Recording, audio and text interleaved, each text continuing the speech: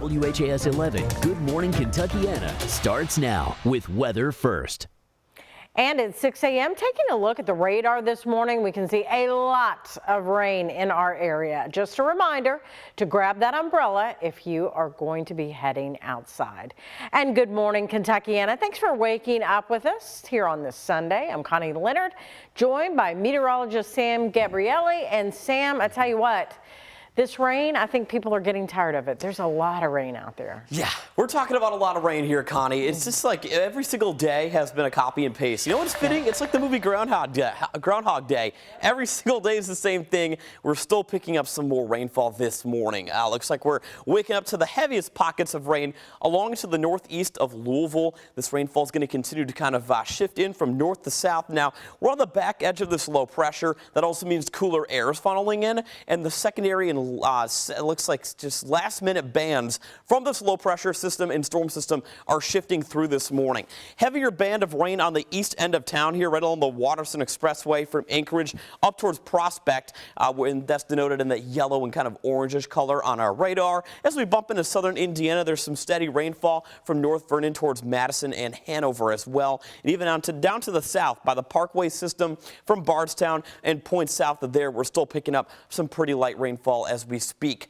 Here's what we're expecting for the rest of the day today. Futurecast detecting more rainfall off to the east, and the deal is, Connie, it's going to be a cloudy, gloomy day today, but the nice thing is into mid-afternoon we're going to be drying out a little bit more. I'll time things out more on Futurecast, and I'll let everybody know when the sunnier days are going to be returning to our area coming up. Thank you so much, Sam. Well, new this morning, Indiana State Police are investigating a deadly shooting out of Salem, Indiana. Police say just around midnight they received calls of a shooting inside a house on the 500 block of North College Avenue. Once officers entered that house, they say they found 29-year-old Jacob Richard Mitchell, who had been shot. He died at the scene. ISP says 3 other people were inside that home at the time of the shooting, including 24-year-old Blake Henry. He's been arrested now in connection to Mitchell's murder. Well, sticking in Indiana, New Albany police are looking into a deadly crash on the interstate. According to Trimark, that crash happened just before 9:30 last night on I-64 past the Sherman-Mitten. New Albany police say they have no details about the man's identity, and the case is under investigation right now. This morning, a man is facing charges in connection to a deadly shooting outside 4th Street Live. Police have charged 33-year-old Jordan Fields for that shooting that happened last Sunday. Police say Fields fired 11 shots into Chad Smith's car, which was parked in front of the Chipotle on Liberty and 4th Street.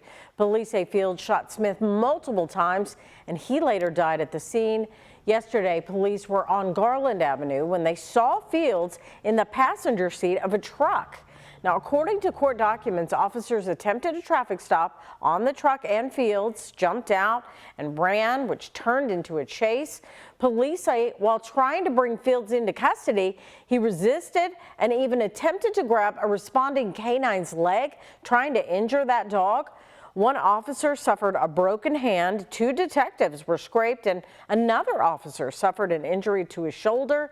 Fields is now facing multiple charges, including murder, resisting arrest, and assaulting an officer. He's expected in court Monday. A new group in Louisville is looking to hold leaders accountable and getting citizens involved in the governmental process. Yesterday, dozens of people met inside the Southwest Library for the launch for the Louisville Watchdog Alliance. WHAS 11's Connor Steffen and photojournalist Elijah McKenzie were there for the launch.